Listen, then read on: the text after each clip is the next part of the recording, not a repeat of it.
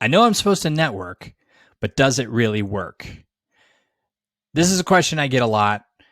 It's a question that people ask me when they're starting out and they don't really know what to do. And as I explain my process, they think, it sounds too simple. I'm not sure that's really going to work for me. So today I want to share a few examples of how networking has worked for me recently. Some of these are my own personal examples. Some of these are examples from other people. And I want to do this so that you get a little more confidence in this process. I'm Greg. I'm the Introverted Networker. And in every episode, I try to teach you to be a better networker. I do this from this video podcast, the audio podcast. I do this with my newsletter. I share tips on LinkedIn every day. People say, why do you do that? And it's because I want to teach people, specifically introverts, to be better networkers. The best way I can do that is show up and tell you my process and tell you how it's worked for me and other people in the past. Now, it seems like when I talk about my process, it's a pretty straightforward process. When you really break it down, it's really about having conversations with people. It's not about going to networking events. It's not about cold calling people. It's not about selling anything. It's just having human conversations. People I talk to say that sounds too simple. That sounds too easy. It doesn't sound like networking. And I don't know why it is that people got it in their heads that networking has to be hard. Maybe it's because we use this word networking instead of conversations or communication or relationships. Those would probably be better words for what it is I actually tell people to do. But most people they want to find out how to network because they've heard networking works. Networking is how you connect. Networking is how you meet people. That's how you get a job. In reality, all these things I talk about are networking, but they are also really simple, basic human communication. And I think we've lost a lot of that, but it's easy to get back to it. And you can even do a lot of this online. Eventually, you're going to need to talk to a real person, but you can do a lot of work and grow your network and then have those in-person conversations to deepen the relationship. And then all sorts of opportunities show up. I want to tell you about some of the opportunities that have happened for me. And this is just recently. This has happened since I've really gotten deliberate about following my own advice and following my own process and actually tracking it. I've showed in other episodes my tracking, how I track my network, my connections, how I follow up, how I move them through my process.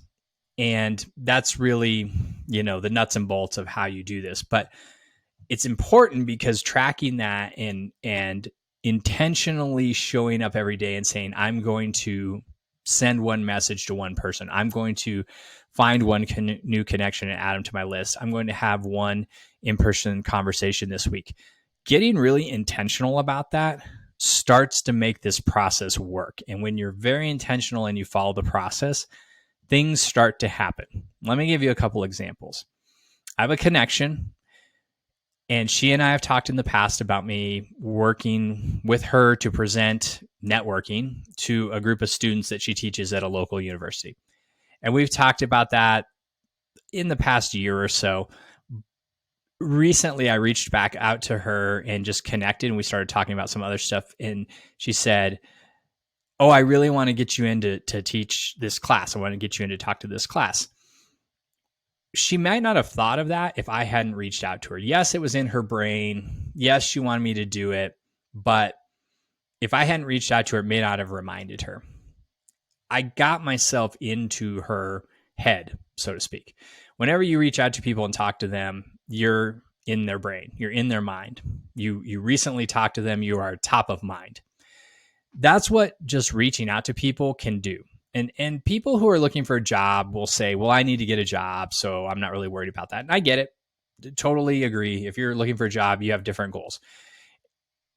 But even if you are looking for a job and you're reaching out to your network, even if they don't respond right away, or even if they say something like, well, I don't really know what any positions right now, or I'm not really sure how I can help you. The fact that you reached out puts you at the top of their mind so that if fate would have it and something comes along and they have an opportunity, you're the first person they think of. I've reached out to so many people about networking that when they think of somebody to come speak to them about networking, I'm the person they think of. When they think about who they could have on a presentation, a webinar, I'm the person they think of. That's networking, it's branding, it's putting yourself in their brains. And I'm not out there selling that this is what I do. I just show up and do it. Now, you may not have a thing like that you're going to do. Again, you're trying to get a job. But if you use the same principle, reaching out to people and staying top of mind, make sure that when their mind comes around to the topic that you're associated with, they think of you and they reach back out to you. So even if you reach out to somebody, you send a message and they don't get back to you right away, you never know when it could come back. So that's reason enough, I think, to keep in contact and connect people. So I'm scheduled here in a few weeks to go talk to this group of engineering students. Great. Okay. What does that do for me? What do I get out of it? Well, number one, I get to help some people, which is the main reason I'm here, is to help other people. But who knows who's going to be in that class? And who knows who else is going to listen to it? And who knows what opportunities could come out of that? You never know. And so if you're finding opportunities to put yourself out there, you never know where that can go. Now, this same person I happen to know was also interested in a topic that one of my other connections was kind of an expert on. And so I got together with this expert and we had lunch and we caught up. We used to work together. I know he's looking for a new role. And we talked and I said, I really would like to introduce you to one of my connections. I think you guys would do great. You'd hit it off. And so I made the introduction and they had a great conversation. He's going in to talk to her about a role. Now, I don't know if he's going to get that job or not. I don't know if it's the right job for him, but it was really simple to put those people together in my network. Doing that, if both of those people end up happy with whatever comes out of this, meaning she needs to hire somebody and he's the perfect person, he gets a job, she gets a great new team member, they're happy. Guess who they're going to think of when they think of how they met? They're going to think of me. And when other opportunities come up or other things come up, they're going to reach out to me. So just following the process and having conversations with people is a great way to help people. And it's a great way, again, to keep yourself top of mind. Another example. And again, this just came from me following my process of going back to my dormant ties, sending simple messages about how have you been, what's new, let's have a conversation. That's all I did. I had another person reach out to me, and this happens so much, it's uncanny. Another person that I reached out to said, I can't believe you just sent me a message. I was just thinking about you. It must be the universe speaking to us. The universe speaks to a lot of us all the time, I guess, because I hear that so much. People will say, oh, I was just thinking of you. And again, think of how many people cross your mind each day and you never do anything about it because you think I should reach out to them and you don't. Most people do that. If you're the one person that's reaching out, you probably crossed somebody's mind within the past couple of days and they're going to say, oh my gosh, I was just thinking about you. It seems very serendipitous, but I think it really has to do with putting yourself out there and being, again, top of mind whenever somebody's mind goes to whatever you're talking about. So this person said, hey, I have this group of physicians that I would like you to talk to about networking. And I thought, okay, great. Another group to talk to. I'll always talk about this. I'll always try to help. Now, this is an opportunity for me. And it's an opportunity for me because not just to talk to them, but I'm working with another connection of mine on an executive level outplacement service. So when people lose their jobs, there's outplacement. These are companies that help you get your resume ready and your LinkedIn profile, and they help you with interviewing and applying for jobs. Every company has this. They don't need another product. But if you're somebody at an executive level, it's a lot harder to find a job. You need a higher level of service on your outplacement. And I've been working with a couple friends of mine over the years to do something around this. And he's relaunching it. We're working on it. We're trying to find people to talk to about this product. So physicians are a great audience for something like this. They're at an executive level. It's harder for them to find jobs. They might be trying to pivot from being a physician into being a clinical leader or a medical or a healthcare company leader or something like that. They need help with this in order to land a new job. This is a great opportunity for me to test this out with this group of people. So it's a good network facilitated connection and opportunity to talk to these people. And just happened because I just reached out to this person and said, hey, how's it going? Now I'm going to give a presentation. And again, I don't know what's going to come out of it. It's the same with talking at the university. I'm not really sure what that's going to look like. But, who knows where it could lead. After the physician opportunity came up, I was connected with another dormant time of mine. This is somebody who I've talked to over the years, owns their own company, works in coaching. And we hadn't talked in a while. And so I simply reached out to her. We talked about what she was working on, how her business was going. And she said, well, what are you working on? And I mentioned this product that I was helping my friend with. And she said, oh, I think I've got the perfect contact for you. This is somebody who does training sessions for CPAs, people who are, high level accounting people. They are high level positions in accounting in different companies. And she said, you could connect with my friend, and it's possible you could come talk to this group about networking. And you could also talk about this product for their companies, because this is something that's really geared towards companies who have to, for whatever reason, let somebody go.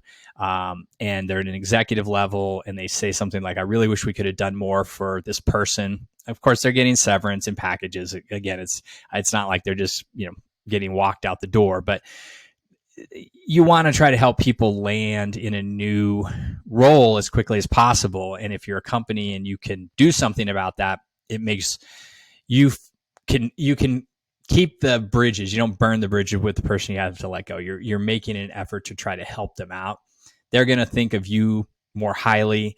You might do business with them again at another company. They may want to come back. So it's all about keeping those ties. So she said these would be great people to talk to because they might have a need for this in a company.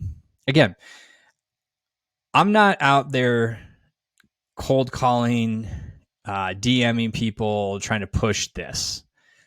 You could argue maybe you should, and maybe you'd be more successful at it, but I'm trying to get this information out in front of people to try to help them and try to see if there's a fit. And really all I'm doing is having conversations with my existing network about it. And opportunities are coming up to move this product along, to find out more about, see if this service is going to work. Those are a few things that have happened for me in the last, I would say, few weeks. And it's really been focused around me reaching out to my dormant ties, going through those list of people that I know that I've maybe lost contact with, reaching out, talking to them. Most of these have been phone conversations. Almost none of these have been in-person conversations. I do a lot of talking on the phone. I think people think networking has to be coffee dates or lunch dates. And I will go out to coffee and lunch with some people. That's no problem.